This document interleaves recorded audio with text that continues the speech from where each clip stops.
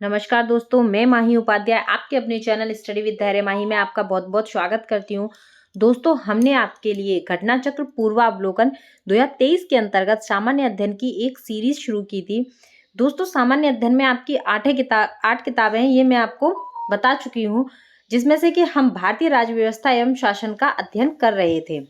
दोस्तों, भारतीय राज्य व्यवस्था एवं शासन के अंतर्गत हमने सबसे पहला टॉपिक भारत का संवैधानिक विकास पढ़ा, जिसके दो भाग थे। पहला था ईस्ट इंडिया कंपनी के शासन हेतु पारित ब्रिटिश संसदीय अधिनियम, जो कि था आपका 1773 से 1853, और दूसरा था आपका ब्रिटिश ताज के शासनाधीन पारित अधिनियम, जो कि था आपका 1858 से 1947। उसके बाद दोस्तों, आज का जो हमारा टॉपिक है वो है हमारा संविधान सभा एवं संविधान निर्माण प्रक्रिया। दोस्तों, जो भारत का संवैधानिक विकास, इसका वीडियो मैं बना चुकी हूँ, वो आप पढ़ चुके हैं। आपने उम्मीद है कि आप उस वीडियो को देख चुके होंगे, और अगर आपने वो वीडियो नहीं देखा है तो पहले आप प्लीज़ उस वीडियो को भी देख लें। उसके बाद दोस्तों, अगर आप उस वीडियो को नहीं देख पा रहे हैं तो उसका लिंक मैं डिस्क्रिप्शन बॉक्स में दे दूंगी, और अदरवाइज वो आपको अपने चैनल पर मिल जाएगा। तो दोस्तों, हम अपना वीडियो शुरू करते हैं। संविधान सभा एवं संविधान निर्माण प्रक्रिया। दोस्तों, संविधान सभा और संविधान निर्माण प्रक्रिया के अंतर्गत आज हम ये अध्ययन करेंगे कि संविधान सभा हमारी कैसे बनी, कब हमने मांग रखी, फिर उसके बाद वो ब्रिटिश सरकार ने मान्य करी और हमारी संविधान सभा बनी। उसके बाद संविधान निर्माण प्रक्रिया, संविधान सभा हमारी, जो संविधान सभा द्वारा संविधान जो का निर्माण हुआ वो हमारा 2 वर्ष 11 महीने 18 दिन में बना। तो 2 वर्ष में क्या हमारी प्रक्रिया रही, जिसके बाद हमारा संविधान बना, आज हम इसके बारे में अध्ययन करेंगे। दोस्तों, सबसे पहले हम जानते हैं कि भारतीयों की ओर से संविधान सभा की जो सर्वप्रथम मांग है वो मई 1934 में रांची में स्वराज पार्टी ने की थी। तो सबसे पहले जिस पार्टी ने संविधान सभा की मांग की वो थी आपकी स्वराज पार्टी। उसके बाद 1934 में भारत में संविधान सभा के गठन का विचार सबसे पहले एम.एन. राय ने दिया। एम.एन. राय आपके वामपंथी आंदोलन के नेता थे। ऐसा नहीं है कि आप स्वराज पार्टी से समझने लग जाएं कि स्वराज पार्टी के नेता थे, नहीं, वो वामपंथी आंदोलन के नेता थे। फिर आते हैं हम भारतीय राष्ट्रीय कांग्रेस पर। उसके स्तर पर पहली बार स्वराज पार्टी के बाद पटना में मई 1934 में कांग्रेस ने जब पहली बार मांग की थी वो की थी मई 1934 में, लेकिन वो स्वराज पार्टी के बाद की थी। संविधान निर्माण के लिए आधिकारिक रूप से संविधान सभा की मांग की, और इसकी पुष्टि कांग्रेस के 1936 के फैजपुर अधिवेशन में की गई थी। फैजपुर अधिवेशन में इस बात की पुष्टि हुई कि भारतीय राष्ट्रीय कांग्रेस ने संविधान सभा की मांग की है। उसके बाद आते हैं आपके एक निर्वाचित संविधान सभा द्वारा भारत के संविधान का निर्माण करने का प्रस्ताव सर्वप्रथम 1942 में क्रिप्स मिशन द्वारा किया गया था। दोस्तों, मैं थोड़ा आपको डिटेल में समझा देती हूँ, आपकी इस बुक में नहीं है, मैं फिर भी आपको बता दे रही हूँ। दोस्तों, जो भारत के संविधान निर्माण के लिए जब भारतीय राष्ट्रीय कांग्रेस ने आधिकारिक रूप से संविधान सभा के गठन की मांग की, उसके बाद 1938 में भारतीय राष्ट्रीय कांग्रेस की ओर से पंडित जवाहरलाल नेहरू ने घोषणा की कि स्वतंत्र भारत के संविधान का निर्माण वयस्क मताधिकार के आधार पर चुनी हुई संविधान सभा द्वारा किया जाएगा। लेकिन दोस्तों, संविधान सभा का निर्माण वयस्क मताधिकार के आधार पर नहीं हुआ था। बाद में क्या हुआ, नेहरू की जो मांग थी कि वयस्क मताधिकार के आधार पर संविधान सभा का निर्माण होगा, इस मांग को ब्रिटिश सरकार ने स्वीकार कर लिया और इसे 1940 के अगस्त प्रस्ताव का नाम दे दिया। उसके बाद क्या होता है दोस्तों, 1942 में ब्रिटिश सरकार के कैबिनेट मंत्री थे आपके सर स्टैफोर्ड क्रिप्स, जो क्रिप्स मिशन लेके आए, उनके जो कैबिनेट मंत्री थे वो थे सर स्टैफोर्ड क्रिप्स, और ब्रिटिश मंत्रिमंडल के एक सदस्य एक स्वतंत्र संविधान के निर्माण के लिए ब्रिटिश सरकार के एक प्रारूप प्रस्ताव के साथ भारत आए, यानी कि क्रिप्स मिशन को लेकर सर स्टैफोर्ड क्रिप्स भारत आए 1942 में। उन्होंने जो प्रस्ताव लेके आए संविधान सभा का, उसे द्वितीय विश्व युद्ध के बाद अपनाया जाना था। लेकिन क्या हुआ दोस्तों, जो क्रिप्स प्रस्ताव था, जब उसे मुस्लिम लीग के सामने रखा गया तो मुस्लिम लीग ने उस प्रस्ताव को ठुकरा दिया। मुस्लिम लीग ने मांग रखी कि भारत को 2 स्वायत्त हिस्सों में बांट दिया जाए, यानी कि भारत और पाकिस्तान 2 हिस्सों में बांट दिया जाए और उसकी अलग अलग संविधान सभा बने। लेकिन क्या हुआ, ब्रिटिश सरकार द्वारा भारत में कैबिनेट मिशन को भेजा। हालांकि उसने जो ब्रिटिश सरकार का जो कैबिनेट मिशन था उसके द्वारा जो मुस्लिम लीग की मांग थी उसको ठुकरा दिया गया, उस मांग को पूरी तरह ठुकरा दिया गया। लेकिन कुछ इस तरह से प्रस्ताव रखा कैबिनेट मिशन ने कि मुस्लिम लीग काफी हद तक संतुष्ट हो गई थी। आप ये नहीं कह सकते कि वो पूरी तरह से मान गए, हाँ स्वीकार कर लिया, ऐसा नहीं था, लेकिन हाँ संतुष्ट हो गए थे वो। उसके बाद क्या होता है दोस्तों, कैबिनेट मिशन योजना 1946 के द्वारा जो सुझाए गए प्रस्ताव थे उनके द्वारा हमारी संविधान सभा का निर्माण हुआ। तो हम जानते हैं सबसे पहले जो कैबिनेट मिशन था उनके सुझाव क्या क्या थे। कैबिनेट मिशन की रिपोर्ट के अनुसार संविधान सभा निर्वाचित होनी थी और प्रांतों का प्रतिनिधित्व जनसंख्या के आधार पर होना था। इसके आधार पर अगर हम मोटे तौर पर अगर हम ये कहें कि 10 लाख व्यक्तियों पर एक प्रतिनिधि के निर्वाचन की व्यवस्था की गई। अब उसके बाद जानते हैं संविधान सभा के कुल सदस्य। ये दोस्तों मोस्ट इंपोर्टेंट क्वेश्चन है कि प्रति 10 एक व्यक्ति का एक प्रतिनिधि कितने व्यक्तियों पर था, तो प्रति 10 लाख व्यक्तियों पर था। उसके बाद आते हैं भारतीय संविधान सभा की कुल सदस्य संख्या 389 निर्धारित की गई थी, इनमें से 296 तो ब्रिटिश भारत की थी और 93 देसी रियासतों को आवंटित की गई थी। ब्रिटिश भारत को जो आवंटित 296 सीटें थी उसमें से 292 सदस्यों का चुनाव 11 गवर्नर प्रांतों से और 4 का चयन मुख्य आयुक्तों के प्रांतों से किया जाना था। देसी रियासतों के प्रतिनिधियों का चयन रियासतों के प्रमुखों द्वारा किया जाना था। उसके बाद क्या हुआ, जैसे कि आप ये इस तरीके से ये कह सकते हैं कि जो संविधान सभा है उसे आप आंशिक रूप से तो चुनी हुई कह सकते हैं और आंशिक रूप से नामांकित कह सकते हैं, क्योंकि यहाँ पे जैसे जो देसी रियासतों के प्रतिनिधि थे उनको देसी रियासतें जैसे वो अपना कोई किसी एक पर्टिकुलर इंसान को देसी रियासतों के वो निर्धारित करते थे कि ये इंसान जाएगा, उसके लिए कोई निर्वाचन नहीं हुआ था, उनको आंशिक रूप से चुना गया था, उन्हें भेजा गया था। उसके बाद आता है आपका संविधान सभा के लिए चुनाव जुलाई अगस्त 1946 में हुआ। उसमें क्या हुआ, 296 सीटें ब्रिटिश भारत को आवंटित थी, उसमें से कांग्रेस को मिली 208, मुस्लिम लीग को 73 और छोटे समूह व स्वतंत्र सदस्यों को 15 सीटें मिली। देसी रियासतों ने प्रारंभ में संविधान सभा में भाग नहीं लिया। तो जो हमारी देसी रियासतों की जो 93 सीटें थी वो नहीं भरी हमारी। उन्होंने क्या किया, 28 अप्रैल 1947 को प्रारंभ संविधान सभा के तृतीय अधिवेशन से इसमें भारतीय देसी रियासतों के प्रतिनिधि क्रमिक रूप से शामिल होना प्रारंभ हुए। संविधान सभा मुख्यतः अप्रत्यक्ष निर्वाचन का परिणाम थी, यानी कि आप ये कह सकते हैं कि संविधान सभा का चुनाव भारत के वयस्क मतदाताओं द्वारा प्रत्यक्ष रूप से नहीं हुआ था, ये आप कह सकते हैं। 1935 के अधिनियम के अनुसार, या कल मैंने आपको अधिनियम पढ़ाए थे, उनमें से 1935 का जो अधिनियम है उसके अनुसार मताधिकार कर, शिक्षा एवं संपत्ति के आधार पर सीमित था। 20 नवंबर 1946 को वायसराय ने निर्वाचित प्रतिनिधियों को आमंत्रित किया कि वे 9 दिसंबर 1946 को संविधान सभा की पहली बैठक में उपस्थित हों। 9 दिसंबर 1946 को संविधान सभा की पहली बैठक हुई। 9 दिसंबर 1946 को संविधान सभा की पहली बैठक में कुल 207 सदस्यों ने भाग लिया था, जिसमें से कि 9 महिलाएं थीं।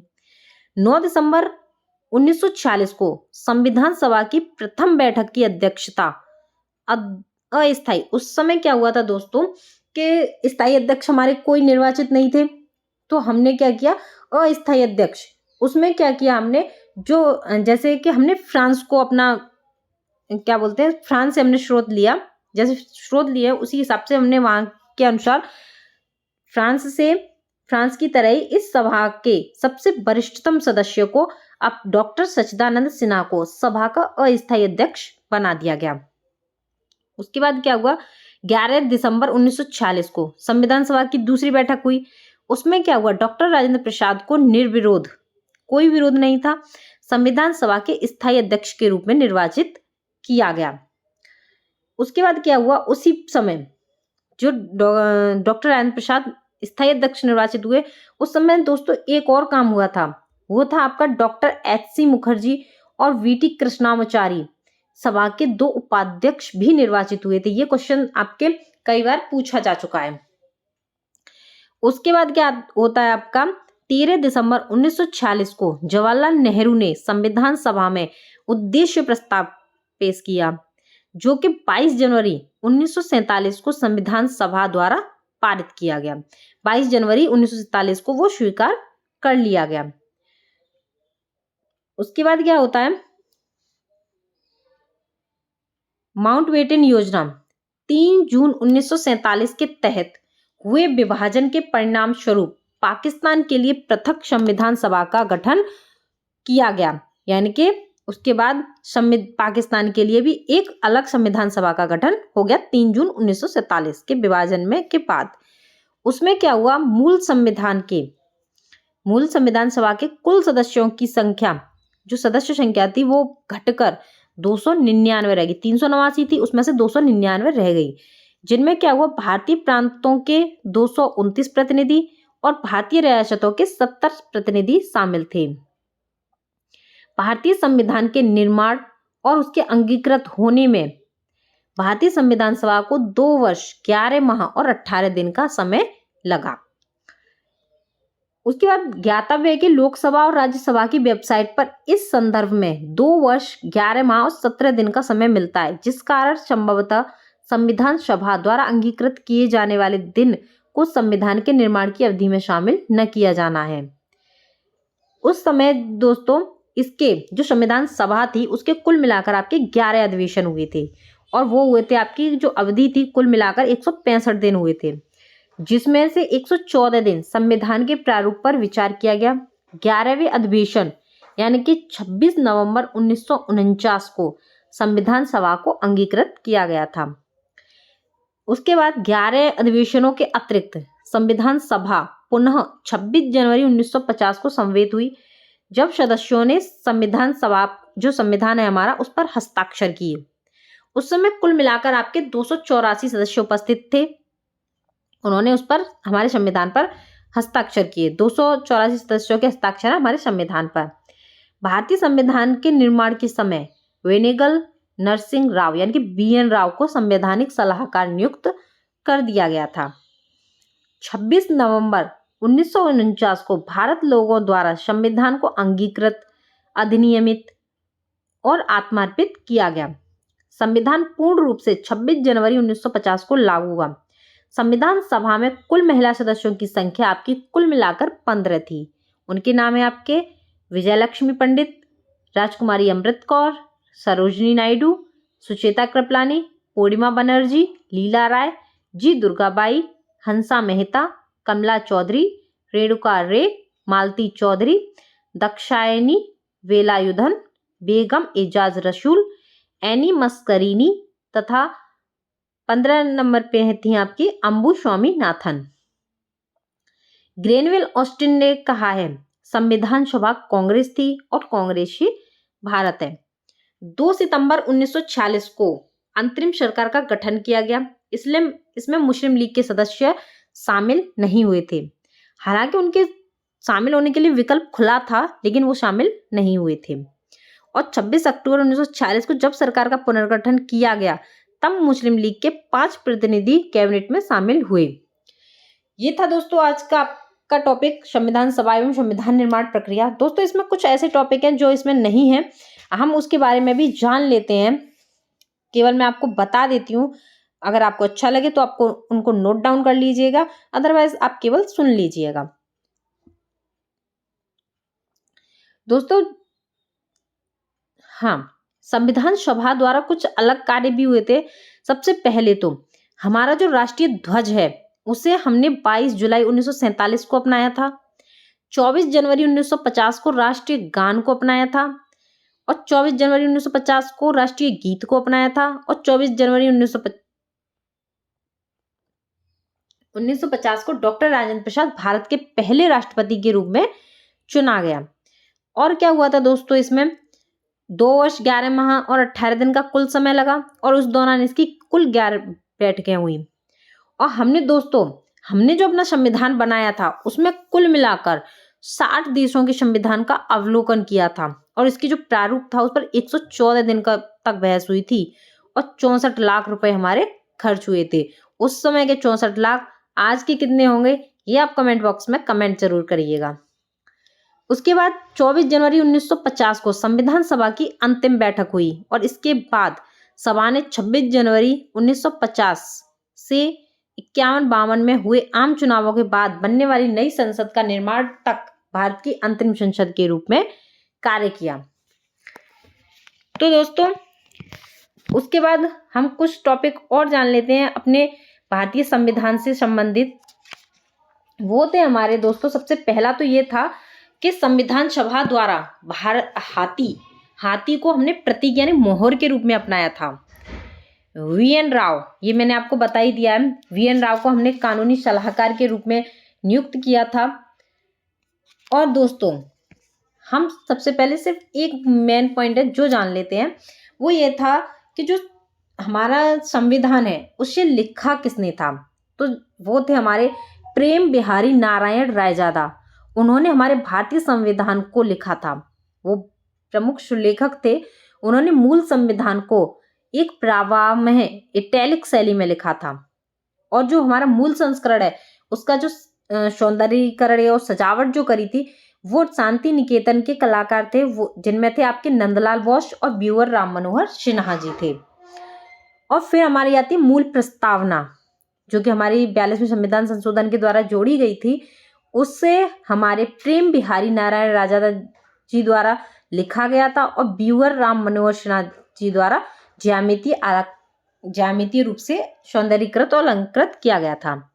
अब आते हैं, हम जानते हैं हिंदी में सुलेखन किसने किया था। हमारा जो मूल संविधान था उसका हिंदी संस्करण में सुलेखन श्री वसंत कृष्ण वैद्य जी द्वारा किया गया था, जिसे नंदलाल बोस जी ने सुंदर ढंग से अलंकृत और ज्यामितीय आकार दिया था, जो कि हमारा हिंदी में लिखा हुआ है। आइए दोस्तों, ये था हमारा कुल मिलाकर भारतीय संविधान सभा और संविधान की निर्माण प्रक्रिया के टॉपिक। अब हम इसके क्वेश्चंस के बारे में जान लेते हैं। जो अब तक हमारे आए हुए क्वेश्चंस हैं सारे एग्जाम्स में, आईएएस, पीसीएस, छत्तीसगढ़ पीसीएस या यूपीआरओ, एआरओ, जितने भी एग्जाम है उनमें सबसे पहला हमारा क्वेश्चन है, भारत के लिए संविधान की रचना हेतु संविधान सभा का विचार निम्नलिखित में से सर्वप्रथम किसने प्रस्तुत किया। स्वराज पार्टी ने 1934 में, कांग्रेस पार्टी ने, मुस्लिम लीग ने, सर्वदलीय सम्मेलन ने। तो सबसे पहले किया था आपका स्वराज पार्टी ने 1934 में। उसके बाद आपकी कांग्रेस पार्टी ने किया था सबसे पहले आपका 1934 में रांची में। ये मैं आपको बता ही चुकी हूँ, स्वराज पार्टी ने किया था और आप इसे पढ़ सकते हैं। उसके बाद जानते हैं सेकंड क्वेश्चन पे चलते हैं। संविधान से पूर्व के दिनों के प्रारंभ में किसने संविधान निर्मात्री सभा का विचार प्रस्तुत किया था। वो थे हमारे एमएन राय, जो कि हमारे वामपंथी आंदोलन के प्रखर नेता थे। ये आपका यूपी पीएससी जीआईसी में 2017 में क्वेश्चन आया है। उसके बाद हम जानते हैं एक निर्वाचित संविधान सभा द्वारा भारत के संविधान का निर्माण करने का प्रस्ताव किया गया था। तो वो था हमारा क्रिप्स मिशन द्वारा। संविधान के निर्माण द्वितीय विश्व युद्ध के समाप्त होने के पश्चात जो सर्वप्रथम प्रस्ताव था वो हमारा क्रिप्स मिशन द्वारा रखा गया था। उसके बाद सेकंड क्वेश्चन पे आते हैं हम। क्रिप्स मिशन के प्रस्तावों के संदर्भ में निम्नलिखित कथनों पर विचार कीजिए। यह क्वेश्चन आपका आईएएस प्री में 2022 में आया है। तो इसमें पहला है आपका, संविधान सभा में प्रांतीय विधानसभाओं और साथ ही भारतीय रियासतों द्वारा नामित सदस्य होंगे। या नंबर 2, भारतीय नया संविधान स्वीकार करने के लिए जो भी प्रांत तैयार नहीं होगा उसे अधिकार होगा कि वो अपनी भावी स्थिति के बारे में ब्रिटेन के साथ अलग संधि पर हस्ताक्षर करे। तो इसमें दोस्तों केवल आपका दूसरा नंबर सही है। इसके बारे में हम जान लेते हैं। मार्च 1942 भारतीय नेताओं से वार्ता के लिए ब्रिटिश सरकार ने स्टेफोर्ड क्रिप्स के नेतृत्व में एक मिशन भारत भेजा, जिसे हम क्रिप्स मिशन जानते हैं। उसमें क्या प्रस्ताव थे? उसमें पहला प्रस्ताव था कि युद्ध की समाप्ति के बाद यानी द्वितीय विश्व युद्ध के बाद में संविधान के निर्माण करने के लिए एक संविधान सभा का गठन किया जाएगा। उसके बाद संविधान सभा में प्रांतीय विधानसभाओं द्वारा निर्वाचित सदस्य तथा भारतीय रियासतों द्वारा नामित सदस्य होंगे। उसके बाद भारत को डोमिनियन दर्जा दिया जाएगा। यदि प्रांत नया संविधान स्वीकार करने के लिए तैयार ना हो तो वह अपना अलग संघ या पृथक संविधान बना सकेगा तथा उसे यह अधिकार होगा कि वह अपनी भावी स्थिति के बारे में ब्रिटिश सरकार के साथ अलग संधि पर हस्ताक्षर करे। इस प्रकार प्रश्नगत कथनों में कथन 1 गलत है जबकि कथन 2 सही है। उसके बाद जानते हैं हम 5वें प्रश्न पे। कैबिनेट मिशन के अंतर्गत संविधान निर्मात्री परिषद में प्रत्येक प्रांत को आवंटित सदस्य संख्या निर्धारित करने के लिए एक प्रतिनिधि कितनी जनसंख्या के अनुपात में था? 8 लाख पर, 12 लाख पर, 10 लाख पर या 15 लाख पर? तो ये आप कहते 10 लाख व्यक्तियों पर। ये क्वेश्चन मैं आपको बता चुकी मोटे तौर पर 10 लाख व्यक्तियों पर एक प्रतिनिधि होगा। इसे आप पढ़ सकते हैं। उसके बाद इन व्यक्तियों में से कौन कैबिनेट मिशन का सदस्य नहीं था? विलियम वुड, पैथिक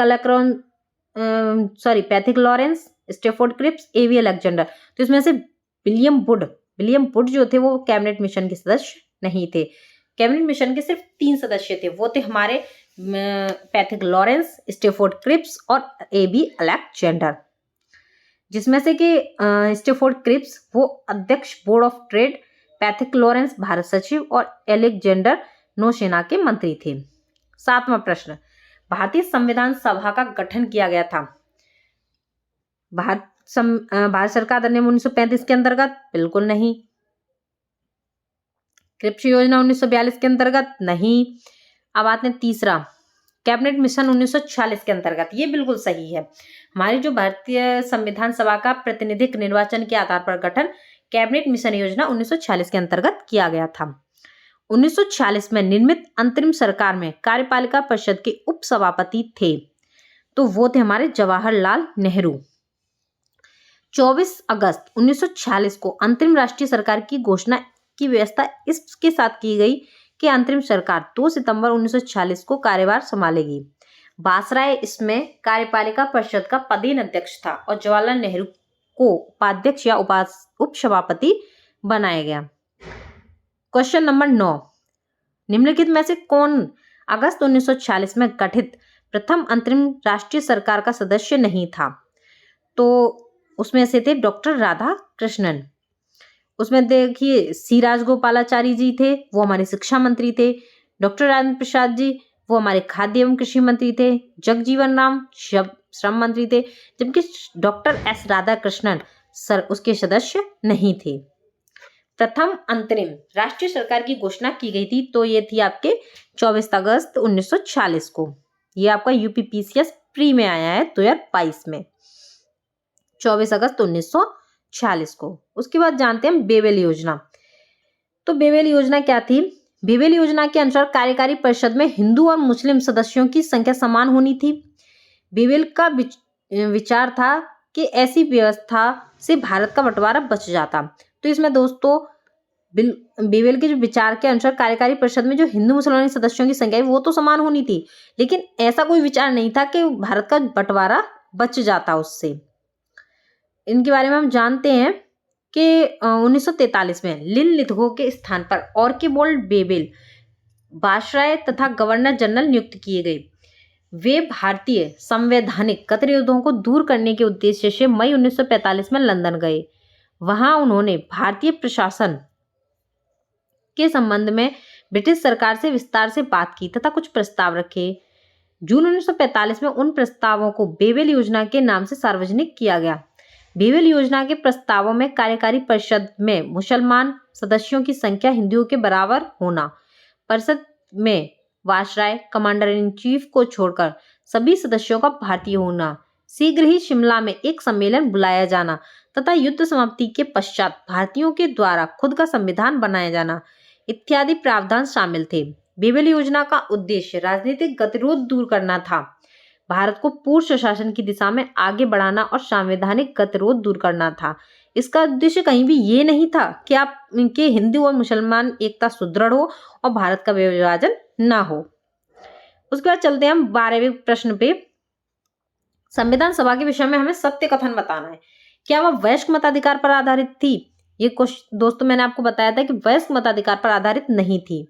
प्रत्यक्ष निर्वाचन का परिणाम थी? बिल्कुल नहीं थी, प्रत्यक्ष निर्वाचन नहीं हुआ था। बहुदलीय निकाय थी? हाँ ये था। अनेक समितियों के माध्यम से कार्य किया गया था? हाँ अनेक समितियां बनी थी, जिसमें कि आपकी प्रारूप समिति थी, झंडा समिति थी, संघ संविधान समिति थी।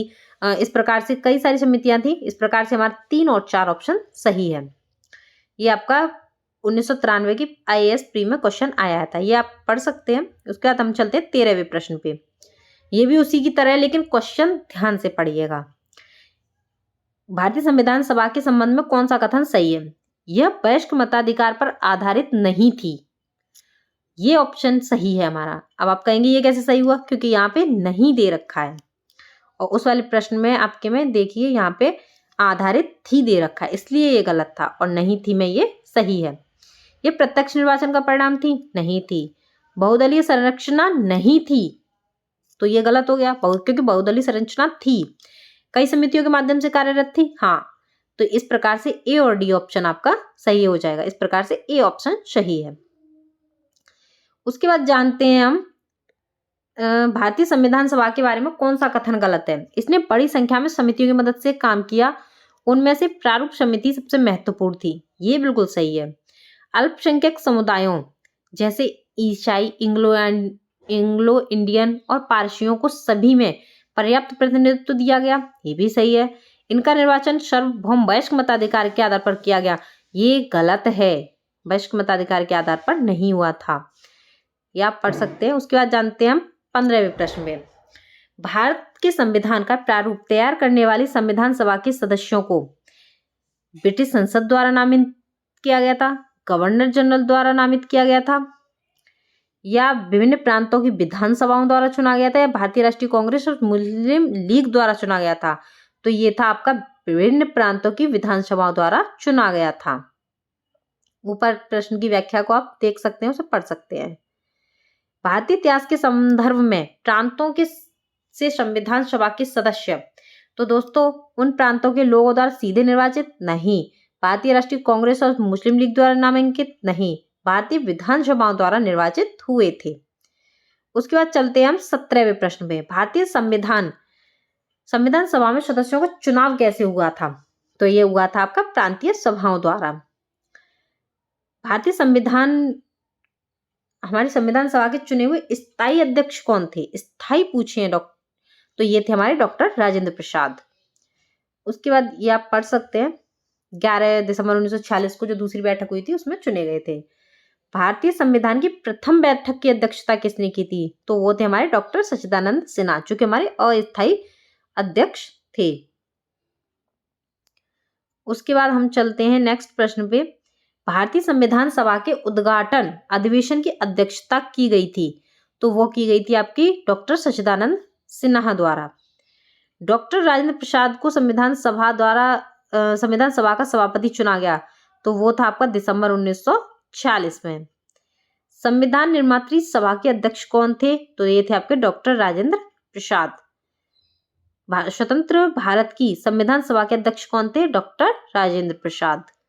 संविधान सभा के प्रथम मनोनीत उपसभापति कौन थे? तो ये थे आपके फ्रैंक एंथोनी। तो दोस्तों मैंने आपको बताए थे कि संविधान सभा के 2 उपसभापति थे, 2 उपसभापति चुने गए, लेकिन वो थे आपके स्थायी सभापति।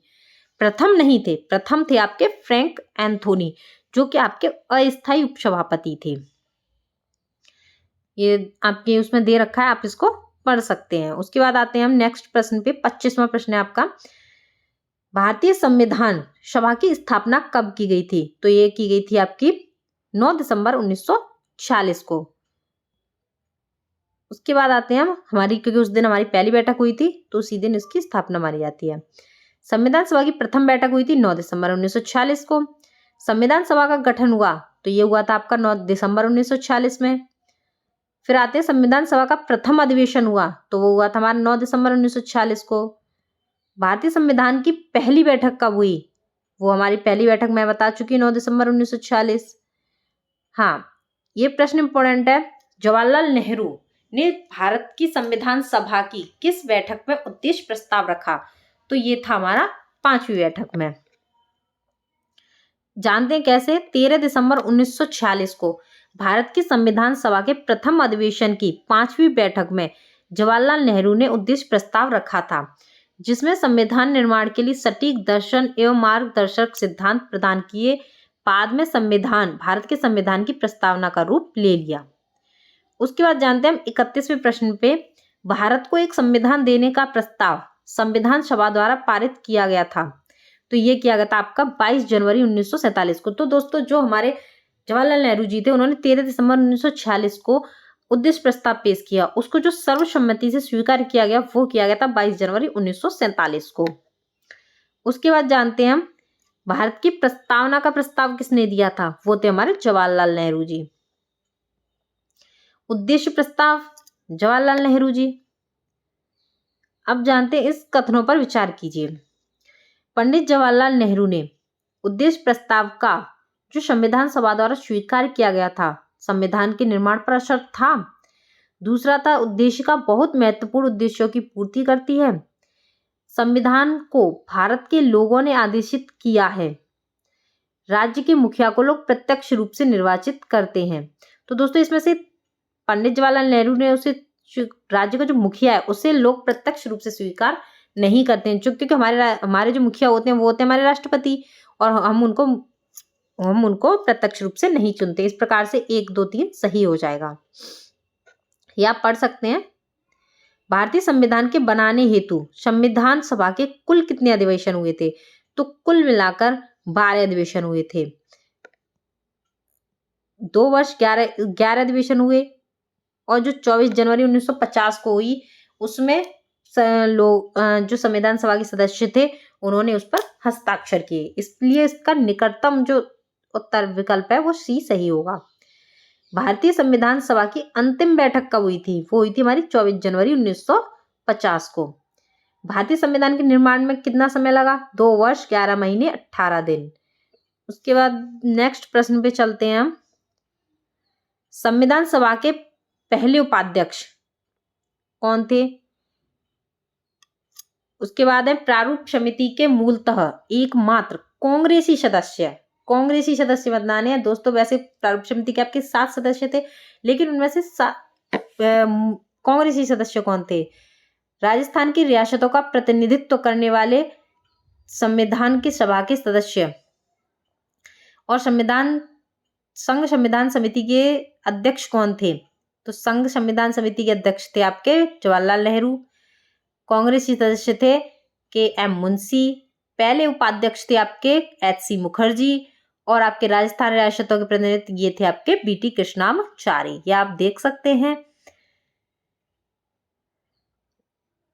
संविधान सभा के पहले उपाध्यक्ष एच.सी. मुखर्जी, कांग्रेसी अध्यक्ष के.एम. मुंशी, प्रतिनिधि बी.टी. कृष्णामाचारी, और संघ संविधान समिति के अध्यक्ष थे जवाहरलाल नेहरू। उसके बाद आते हैं हम भारतीय संविधान के निर्माण के समय संवैधानिक सलाहकार कौन थे? तो वो थे हमारे वी.एन. राव, वेनिगल नरसिंह राव। उसके बाद आते हैं भारतीय संविधान का प्रथम प्रारूप तैयार किया किसने था? वो थे हमारे वी.एन. राव। उन्होंने क्या किया था? पहला प्रारूप तैयार किया जिस पर विचार परिवर्तन करने के लिए प्रारूप समिति का गठन हुआ था। उसमें मूल प्रारूप में जो वी.एन. राव ने बनाया था उसमें 243 अनुच्छेद और 13 अनुसूचियां थी। संविधान सभा में भारतीय संविधान के तृतीय वाचन कब प्रारंभ हुआ था? तो दोस्तों ये जो हुआ था ये हुआ था 17 नवंबर 1949 से 26 नवंबर 1949 तक, जो कि इसमें ऑप्शन नहीं है, तो ये कोई भी विकल्प सही नहीं है। भारत का संविधान कब पूर्ण तैयार हुआ? तो ये हमारा पूर्ण रूप से तैयार हो गया था 26 नवंबर 1949 को, लेकिन लागू जो हुआ था वो हमारा 26 जनवरी 1950 को हुआ था। वो इसलिए हुआ था क्योंकि उसकी स्थिति के कुछ अलग से हुआ है, क्योंकि उस दिन जो हमारा कांग्रेस पार्टी है उसने संविधान की मांग की थी, इसीलिए उस दिन से हम स्वतंत्रता दिवस के रूप में उसे मना रहे थे। इसलिए 26 जनवरी को हमारा संविधान लागू हुआ था। भारतीय संविधान को संविधान सभा द्वारा अंगीकृत किया गया था, वो था हमारा 26 जनवरी 1950। 1949 को। 44वां प्रश्न है हमारा, संविधान सभा द्वारा भारतीय संविधान को स्वीकृत किया गया था, वो किया गया था हमारा 26 नवंबर 1949 को। भारतीय संविधान दिवस कब मनाया जाता है, तो संविधान दिवस हमारा 26 जनवरी 1949 को मनाया गया।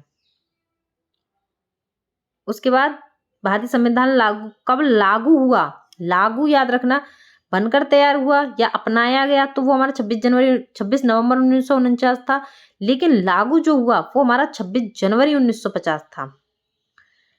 संविधान को 26 जनवरी के दिन लागू करने का निर्णय इसलिए लिया गया, क्यों? मैंने भी आपको बताया था कि संविधान क्यों लागू हुआ, क्योंकि कांग्रेस ने इस तिथि को 1930 में स्वतंत्रता दिवस के रूप में मनाया था। ये आपको पूरी डिटेल दी हुई है, ये आप पढ़ सकते हैं। चलिए मैं आपको बता देती हूँ। भारतीय राष्ट्रीय कांग्रेस ने लाहौर अधिवेशन में पूर्ण स्वराज की घोषणा की थी और उसी दिन से इसे स्वतंत्रता दिवस के रूप में मनाया गया। और आज़ादी से पहले तक हम इसे 26 जनवरी को स्वतंत्रता दिवस ही मनाते रहे, लेकिन जब 15 अगस्त को हमारा भारत स्वतंत्र हो गया तो हमने 15 अगस्त को स्वतंत्रता दिवस मनाना शुरू कर दिया और 26 जनवरी को हमने गणतंत्र दिवस के रूप में मनाने शुरू कर दिया। भारतीय संविधान दिवस मनाया जाता है तो वो था हमारा 26 नवंबर, क्योंकि 26 नवंबर 1949 को संविधान तैयार हो गया था बनकर। उसके बाद नेक्स्ट क्वेश्चन आता है हमारा, भारतीय संविधान को अपनाया गया, तो वो अपनाया गया था संविधान सभा द्वारा। उसमें भारतीय संविधान को 26 नवंबर 1949 को किसके द्वारा अधिनियमित किया गया, तो वो थी हमारी संविधान सभा के द्वारा। भारत का संविधान अंगीकृत अधिनियमित हुआ था, वो हुआ था हमारा 26 नवंबर 1949 को।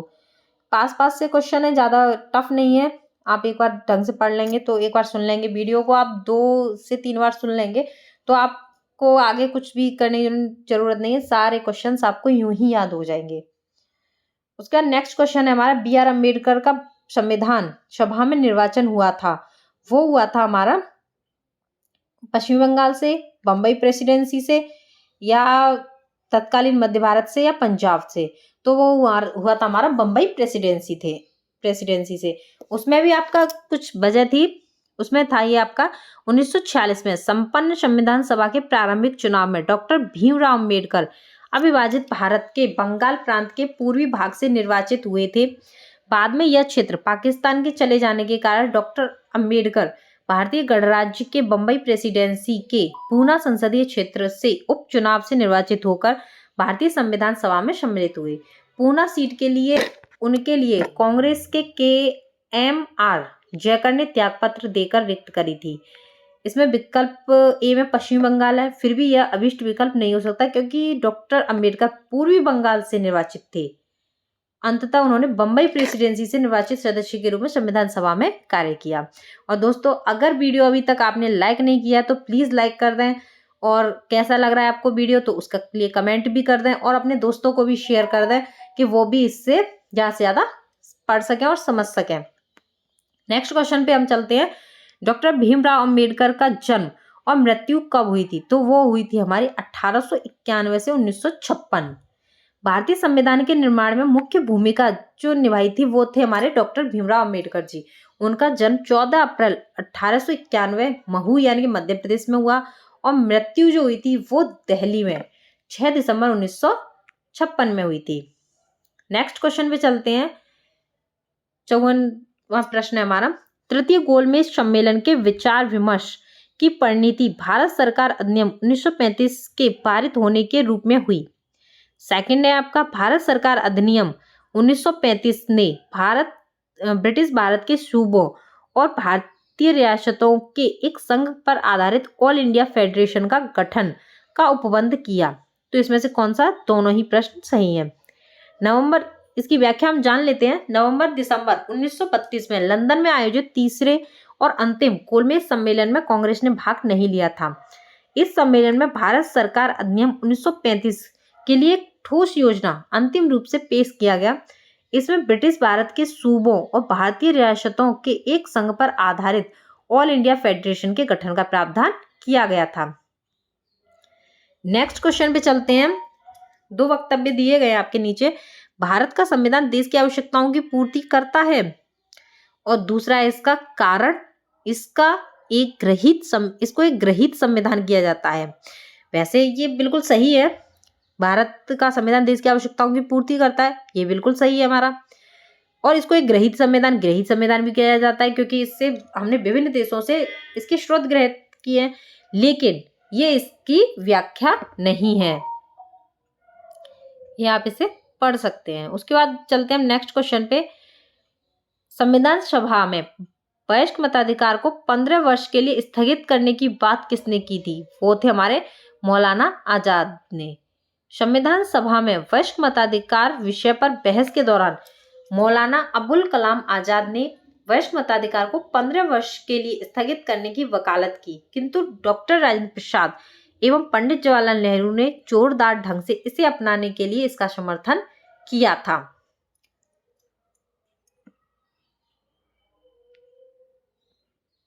नेक्स्ट क्वेश्चन है हमारा, निम्नलिखित में से किसने सुझाव दिया था कि भारत की स्वतंत्रता के बाद भारतीय राष्ट्रीय कांग्रेस को एक राजनीतिक दल के रूप में भंग कर दिया जाना चाहिए?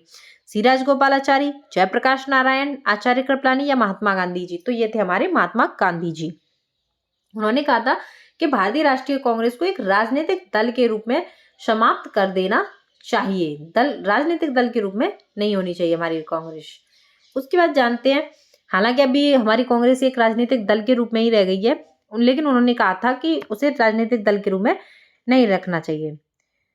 निम्नलिखित में से किसने कहा था? एक संविधान एक मशीन की तरह बेजान चीज है, इसमें वे लोग जीवन फूंकते हैं जो इसका नियंत्रण करते हैं। भारत में कुछ ईमानदार लोगों को इसकी आवश्यकता है, जिनके लिए राष्ट्र सर्वोपरि है। तो ये थे हमारे डॉक्टर राजेंद्र प्रसाद। और ये कहा था उन्होंने 26 नवंबर 1949 को, जब भारतीय संविधान को अपनाया गया था। 59वां प्रश्न है हमारा, अपनी राष्ट्रवादी प्रतिक्रिया में भारतीय संविधान के निर्माताओं ने अल्पसंख्यकों के हितों तथा भावनाओं के महत्व को कम करके आंका है। तो ये है आपके आइवर जेनिंग्स का ये कथन है। संविधान सभा कांग्रेस थी और कांग्रेस भारत है, ये था हमारा ग्रेनविल ऑस्टिन का। उसके बाद लास्ट प्रश्न है आपका, भारतीय संविधान सभा में कुल कितनी महिलाएं थी? ये महिलाएं बताई हुई थी और उनके नाम भी बताए थे। कुल थी हमारी 15 महिलाएं। तो दोस्तों ये था हमारा भारतीय संविधान सभा एवं संविधान सभा की निर्माण प्रक्रिया। कल हमारा जो नेक्स्ट टॉपिक होगा वो है हमारा संविधान सभा की प्रमुख समितियां। वैसे दोस्तों मैं आपको 2022 की पॉलिटी के अंतर्गत ये सारे टॉपिक पढ़ा चुकी हूँ। अगर आपको देखने हो तो आप उन टॉपिक्स को भी देख सकते हैं। उनमें सिर्फ इतना ही अंतर है, कुछ क्वेश्चंस हैं जो कि 2022 में आए हैं, वो क्वेश्चंस का सिर्फ 2022 और 23 में अंतर है। और दोस्तों अगर आपको हमारा ये वीडियो पसंद आ रहा हो तो प्लीज लाइक करें और अपने दोस्तों को भी शेयर करें, जिससे कि उनको भी लाभ हो सके। और दोस्तों कमेंट जरूर करें कि आपको हमारा टॉपिक, हमारा पढ़ाना कैसा लग रहा है, और अगर कोई भी कहीं भी दिक्कत है तो प्लीज कमेंट बॉक्स में कमेंट करिए। कुछ चीज समझ में नहीं आ रही है तो कमेंट बॉक्स में कमेंट करें। और अगर आपको किसी भी टॉपिक की या किसी भी चीज से रिलेटेड अगर आपको हैंड राइट नोट्स चाहिए तो उसके लिए कमेंट करें। और अगर आपको ये भारतीय संविधान सभा घटना चक्र के नोट्स चाहिए तो प्लीज कमेंट बॉक्स में कमेंट करें, तो आपको PDF प्रोवाइड कराई दी जाएगी, नोट्स भी प्रोवाइड करा दिए जाएंगे जो आपके फ्री ऑफ कॉस्ट हैं, जिसके लिए आपका कोई चार्ज नहीं है। सिर्फ एक लाइक कर दीजिए, वो भी अगर आपको अच्छा लगे तो। अगर आपको अच्छा लगे तो प्लीज़ लाइक करिएगा और हमारे चैनल को भी सब्सक्राइब करिएगा, जिससे कि आगे आने वाले जितने भी टॉपिक हैं और जितने भी हमारे वीडियोस हैं वो आपको मिल सके। और बेल आइकन भी प्रेस कर दीजिएगा कि वो आपको सारे जितने भी वीडियो हैं उन सबके नोटिफिकेशन मिलते रहें। तो दोस्तों आज के लिए बस इतना ही। कल हम नेक्स्ट टॉपिक में फिर से मिलेंगे। धन्यवाद, नमस्कार।